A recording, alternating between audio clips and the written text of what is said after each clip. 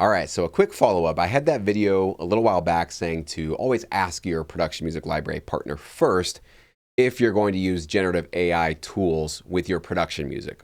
And without fail, almost all the comments and emails I received right after that video were, but Jesse, I'm using this thing that helps me generate chords, but I'm finishing the rest of the song, so I'm cool, right? Or, but Jesse, I'm using this vocal transformer, so I'm recording and writing it, and I'm just using this transformer to make the AI vocal, so I'm in the clear, right? That's not going to be a big deal, right?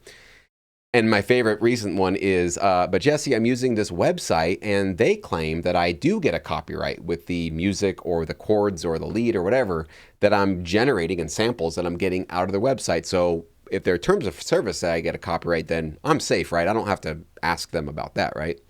No, no, no, no, no, no. Okay, proceed at your own, take your own risks here, decide what you want to do, make your own decisions. But I'm just letting you know right now, the courts have said that at least with visual art, the Copyright Office, purely prompting art, and I think it's going to carry over into music, obviously, will not grant you a copyright. Now, I know websites right now are trying to charge people for a copyright, pay us for our monthly subscription and you get to have the copyright for the music that you prompted. Pay us $50 per track and you get to have the copyright. We'll grant you the copyright. None of this has been tested in the courts. I don't think any of it's actually going to fly in the long run. So again, word to the wise, just giving you my 2 cents. If you're going to use any tool, I don't care what the website says. I don't care that you paid them. I don't care that you have a contract. I don't care if they have terms of service. It doesn't matter right now.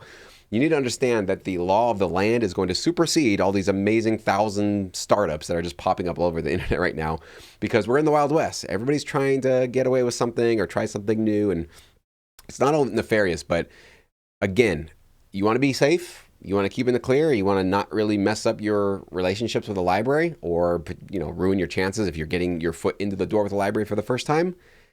Ask them, talk to them, be transparent. Say, I am using this website. I am using this vocal transformer. I am generating my chords using this thing. I'm getting my lyrics with ChatGPT. It doesn't matter if it's AI. And basically, it has to be something that's generating something. So somebody was asking, well, what about auto-tune? No, any effect that you're putting on top of a human-produced or made track, you don't have to talk to them about that.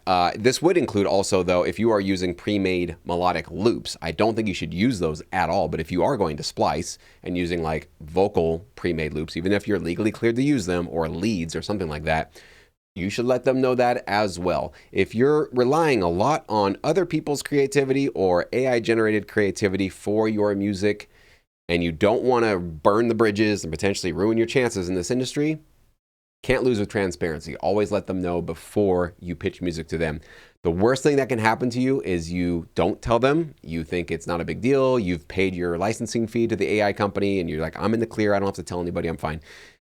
If the library finds out that some of the music you've given to them is AI generated and they're concerned because AI generated music cannot be copyrighted, it will not surprise me at all that your tracks get thrown out of their catalog and you get thrown out of their lives faster than anything.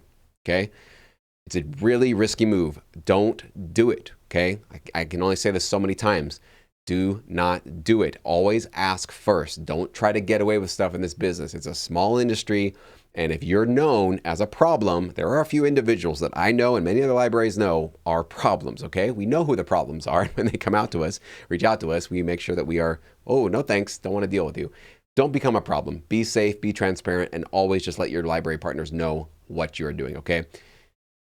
Any other questions? Comment below. Hopefully that's very clear though.